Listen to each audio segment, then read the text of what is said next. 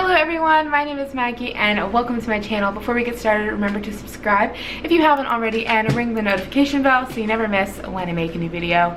Lucy is jumping around because she's waiting for Monica to get home. I was very excited about that. Lucy, wanna go say hi? No, they're not. No, they're not. They're not. No, they're not there. I am excited to be here today to talk to you about something that you asked me about after I posted my relationship Q&A. So Monica and I are almost 5 months into our relationship, which is amazing, and I'm still so happy to be with them.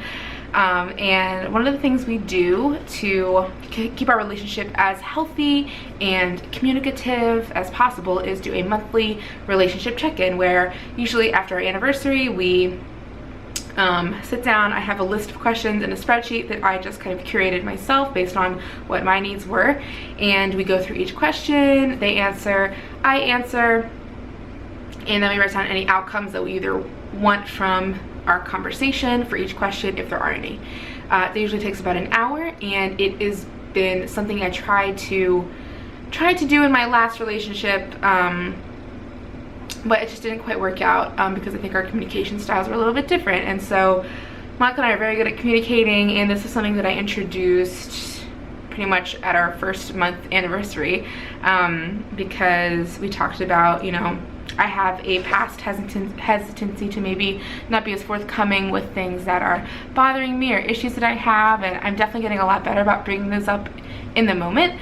But having a designated time and space to bring up things is so helpful, and it is, I think, a key part of any healthy relationship. So I just wanted to share more about that with you, and also share my spreadsheet with you so you can copy it.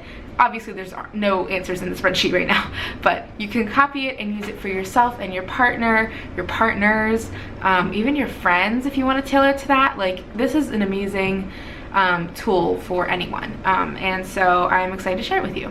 Now, I don't want to just throw you into the lion's den with these questions, because if you have never talked about these things with a partner before, it can bring up a lot of insecurity, it can bring up past issues, it could bring up conversations you've had before and had no conclusion because you didn't have the time or space or energy to work through them. And so I'm gonna just give you some like tips on how to do this before I give you the questions, links to the questions, etc., etc. Having these hard conversations is kind of scary if you are not used to having them. They are difficult, they're not always easy, but they will always either strengthen your relationship, put you on a path to understanding, mutual respect, and just make you both happier individually and together, or it will show you that this person is not for you, and that is a risk that you take having these conversations. And I think it's definitely a risk worth taking, because why would you want to spend time with someone who is not on the same page as you, who doesn't value the same things as you? It's easy to get trapped in a relationship like that. Lord knows I have, I'm sure you have too. So it can be a reality check, but it's a good reality check. So I would say, even if you're feeling uneasy, do this check-in, take this risk, and you're going to come out either way making your relationship now or your future relationship even better. So my first tip would be to make a schedule and stick to it. So my partner and I do our check-in every month after our monthly anniversary, so we always know when it is, because it's after our monthly anniversary.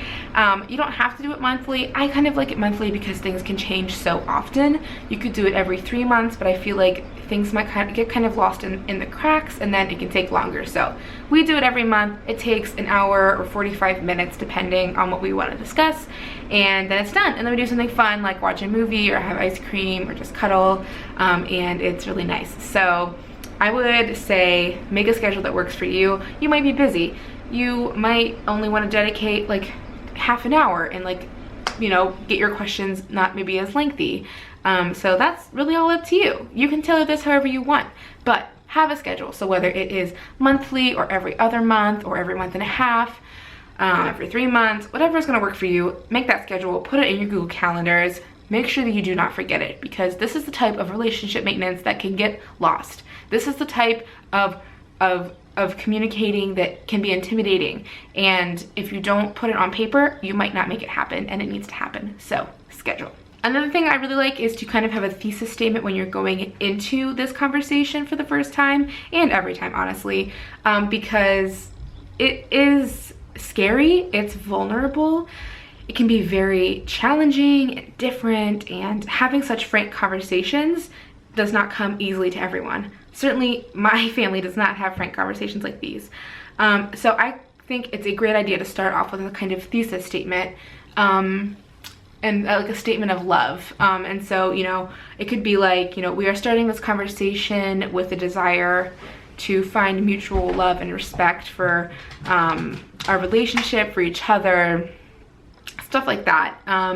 We will, you know, we vow to speak kindly and compassionately with each other, you know, to ask questions in a respectful way, just kind of like, you know, lay out your intentions. So if something does get misconstrued, or if something is, you know, reacted to, you know, really, I think it keeps each person accountable for going into a conversation actually out of respect and love and the desire to understand. So I think it's awesome to have a thesis statement. And then once you're done this conversation, follow up. Like I said, do something nice for, you know, nice for yourself or for each other.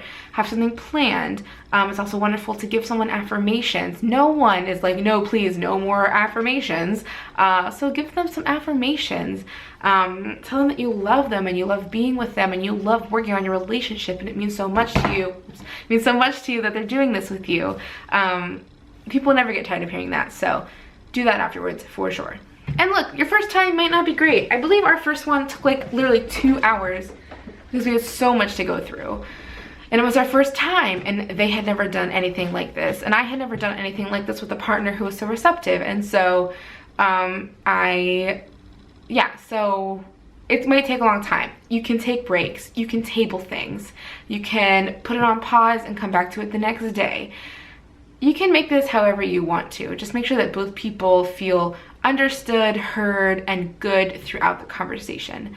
But yeah, you can make it your own. I'm just providing you guidelines so that you can get this party started. So I feel like I have set you up pretty well right now to have your first relationship check-in. So I'm going to leave a link in the description box below. So you can go and download the Google Sheets. So you can either save a copy into your own Google Sheets or download it as an Excel, whatever works for you, and you can go ahead and start your first relationship check-in. Depending on what type of people you are, you could sit down with a blank document and do it together. Me, I like to really ruminate and think about things, and so I usually go in and type my answers before we sit down to talk. Monica just kind of talks out loud. That's just what works for us. But yeah, whatever works for you. And I hope that this check-in document and this video helps you in realizing the value of these conversations. I hope it gives you the courage to have these conversations, and I hope it will help you make your relationships healthier and stronger and just better, because the whole point of being in any kind of relationship, but I think specifically a romantic relationship, is to have someone in your life who really enriches your life and makes the mundane joyful, and is okay, Lucy, what's happening? To make the mundane joyful, and to just really just brighten up your life, to bring joy to your life. You both are on your own paths, and it's wonderful that they've intersected. And if you're two people that are really good for each other, what a Lucy, trying to have a moment. What I was gonna say is how wonderful it is that you have found each other and are dedicated to putting in the time to make a fulfilling relationship. And that's amazing. And so congratulations for watching this video and making it this far and caring, and I hope that it goes really well. So I'm gonna go get a drink of water because I'm thirsty. But thank you so much for watching this video. I really hope you liked it. Give it a thumbs up if you did, and let me know, your thoughts around communicating or having these conversations with your partner or your family or your friends. Really, anyone can be, benefit from this. Remember to subscribe if you haven't already. My social media is on the screen and in the description box below, and I would love it if you would follow me on all of those platforms. Thank you so much for watching and supporting me during this time and beyond. And I love you so much, and I will see you next time. Bye.